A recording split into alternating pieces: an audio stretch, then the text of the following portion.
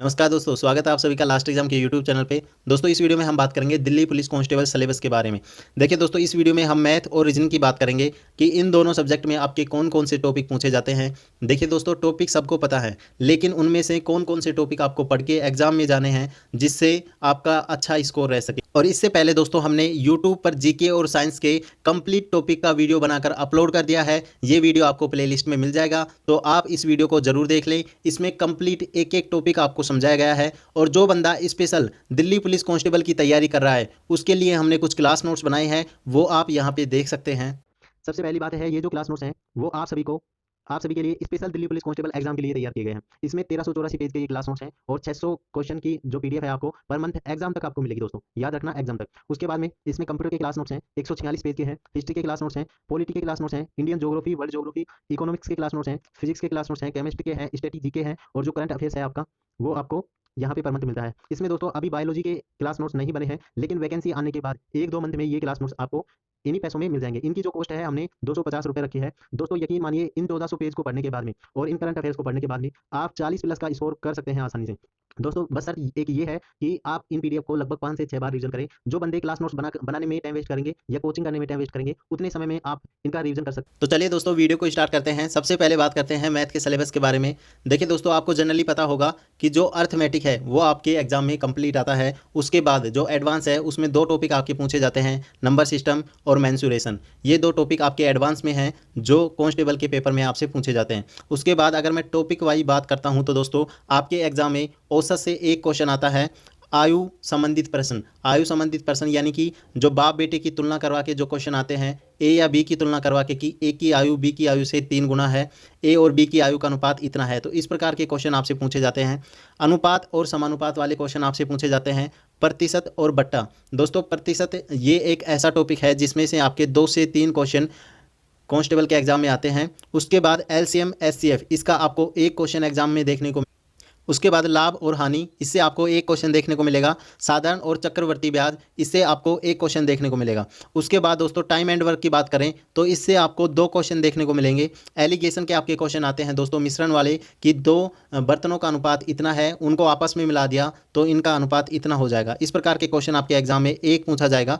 उसके बाद दोस्तों बात करते हैं पाइप एवं टंकी या दोस्तों नाव एवं धारा, इससे आपको एक क्वेश्चन देखने को मिलेगा। जनरली ये जो क्वेश्चन है नाव एंड धारा, इससे आपको देखने को मिलेगा। उसके बाद रेलगाड़ी संबंधी प्रश्न एक आपको देखने को मिलेगा। और जो पार्टनरशिप है साझा वाला एक क्वेश्चन आपको एग्जाम में देखने को मिलेगा।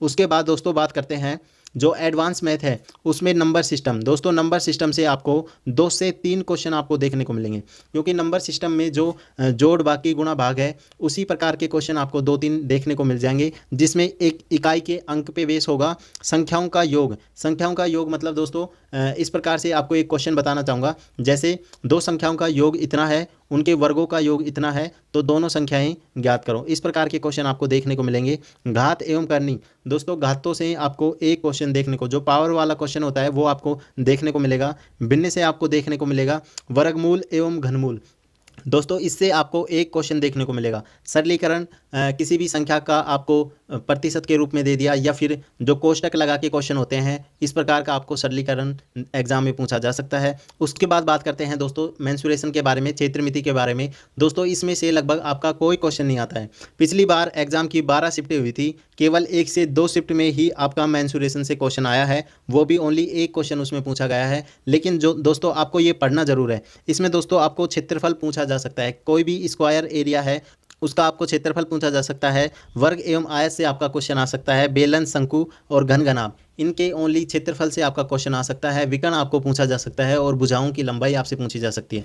तो दोस्तों ये था आपका मैथ का सिलेबस। आपके जो एग्जाम में 15 नंबर का मैथ आता है, और जो इसका लेवल होता है दोस्तों बिल्कुल इजी लेवल होता है। जितने अभी तक मैंने पेपर देखे हैं, मैथ का लेवल है वो लगभग 10th बेस पर ही होता है दोस्तों, यानी कि 10th के बच्चे भी उसे आराम से कर सकते हैं। तो दोस्तों ये जो टॉपिक हैं आपको सभी याद करके जाने हैं अच्छे से, और अच्छे से इनकी प्रैक्टिस करना है। इसके बाद दोस्तों बात करते हैं रीजनिंग के सिलेबस के बारे में। इसमें दोस्तों जो आपका पहला क्वेश्चन है क्लॉक एंड कैलेंडर, घड़ी एवं कैलेंडर, इससे आपका एक एक क्वेश्चन एग्जाम में पूछा जाएगा। उसके बाद वेन आरेख से दोस्तों आपका एक एग्जाम में क्वेश्चन आता है। रैंकिंग टेस्ट से आपके 2 से 3 क्वेश्चन आपके एग्जाम में पूछे जाते हैं। दोस्तों डायरेक्शन से आपके 2 क्वेश्चन एग्जाम में पूछे जाते हैं। जो ब्लड रिलेशन है ये 2 प्रकार से आपके एग्जाम में आता है और 2 क्वेश्चन इससे पूछे जाते हैं।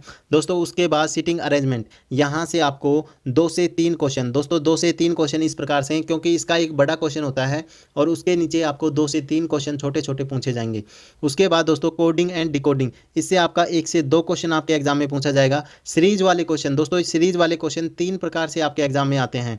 अगर मैं इनकी बात करूं तो एक सीरीज इस प्रकार की आती है जो आपको एक बॉक्स के रूप में दिया जाता है और एक बॉक्स उसमें खाली होता है, तो इस प्रकार की सीरीज आपके एग्जाम में पूछी जाती है। एक लाइन के रूप में आपके एग्जाम में सीरीज पूछी जाती है। तो दोस्तों ये सीरीज आपको अच्छे से याद करनी है। उसके बाद दोस्तों बात करें तो रीजनिंग में अगला जो टॉपिक है घन एवं पासा। दोस्तों पासा से आपका हमेशा एक क्वेश्चन पूछा जाता है। जो घन है उससे कभी कभार आपका एक क्वेश्चन आ जाता है। इसमें आपको एक घन दिया जाता है, उसकी कटिंग आपसे करवाई जाती है और फिर पूछा जाता है कि छोटे घनों की संख्या क्या होगी, या इसके सभी साइड को कलर करके पूछा जाता है कि 3 रंगों वाली साइड की संख्या कितनी होगी। तो दोस्तों इस प्रकार से आपके क्वेश्चन आते हैं। उसके बाद आकृतियों का क्रम ज्ञात करना। दोस्तों आपसे 3 आकृतियाँ दे देंगी और अगली चौथी आकृति क्या बनेगी ये क्वेश्चन आपसे पूछा जाता है। और इसमें ही दोस्तों आकृतियों की जो गिनती है वो आपसे पूछी जाती है। वर्गों की संख्या क्या है, त्रिभुजों की संख्या क्या है, या फिर आपसे स्ट्रेट लाइन है जो वो आपसे उसकी गिनती पूछी जाती है कि स्ट्रेट लाइन इस क्वेश्चन में कितनी है। उसके बाद दोस्तों मिसिंग आकृति, दोस्तों आपसे मिसिंग आकृति है वो आपसे पूछी जाती है। पेपर कटिंग एंड फोल्डिंग, ये जो क्वेश्चन है वो आपसे पूछे जाते हैं। पेपर को मोड़ के उसमें कुछ आकृतियाँ या छिद्र वगैरह कर देगा और अगली जो आकृति उससे बनेगी ये आपसे पूछी जाती है। उसके बाद दोस्तों जल एवं दर्पण प्रतिबिंब का आपको 2 से 3 क्वेश्चन आपको यहाँ पे देखने को मिलेंगे। दोस्तों इन सभी के एक एक क्वेश्चन आपको देखने को मिलते हैं। उसके बाद अनुपात एवं समानुपात, दोस्तों ये जो टॉपिक है वो मैथ में भी आता है लेकिन रीजनिंग में इसका दूसरा अलग होता है। आपको 3 संख्या दी जाएंगी। एक संख्या यहाँ पे है, उसके बाद अनुपात, फिर एक संख्या यहाँ पे है, फिर समानुपात, फिर एक संख्या यहाँ पे है, फिर अनुपात, और ये जो चौथी संख्या है आपसे पूछी जाती है।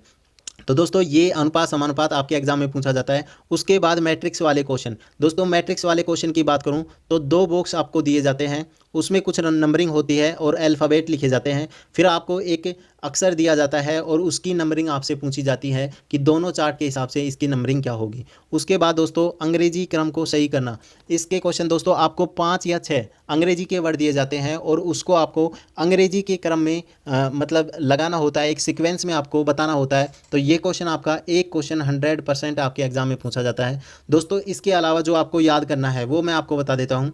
आपको बायोलॉजी के सभी जो अध्ययन हैं वो याद करने हैं, क्योंकि कभी कभार जो रीजनिंग है उसमें बायोलॉजी के अध्ययन से भी क्वेश्चन आ जाता है कि इसका अध्ययन इससे संबंधित है, तो समानुपात इसका अध्ययन इससे संबंधित होगा। तो इस प्रकार के क्वेश्चन आपसे पूछे जाते हैं। दोस्तों आपको लगभग 100 से 200 वर्ड आपको इंग्लिश के याद करने हैं, क्योंकि कभी कभार सीरीज में इंग्लिश के वर्ड आ जाते हैं तो वो क्वेश्चन करना बहुत ही टफ हो जाता है दोस्तों। तो दोस्तों ये थे अपने रीजनिंग के टॉपिक, आप यहाँ पे इनके स्क्रीनशॉट ले सकते हैं। उसके बाद में ये मैथ के टॉपिक हैं जिनका आप स्क्रीनशॉट ले सकते हैं। दोस्तों 25 नंबर का आपको एग्जाम में रीजनिंग देखने को मिलेगा। इसके बाद दोस्तों जो वीडियो आने वाला है वो कंप्यूटर और करंट अफेयर्स पे बेस होगा कि कंप्यूटर और करंट अफेयर्स में आपके कौन कौन से टॉपिक पूछे जाते हैं। तो दोस्तों अगर आपको PDF चाहिए स्पेशल, अगर आप दिल्ली पुलिस कांस्टेबल की तैयारी कर रहे हैं, जो PDF हैं उनका लिंक आपको डिस्क्रिप्शन में मिल जाएगा और आप दिए गए नंबर पर भी फ़ोन कर सकते हैं। तो थैंक यू दोस्तों इस वीडियो को देखने के लिए। जय हिंद, जय भारत, वंदे मातरम।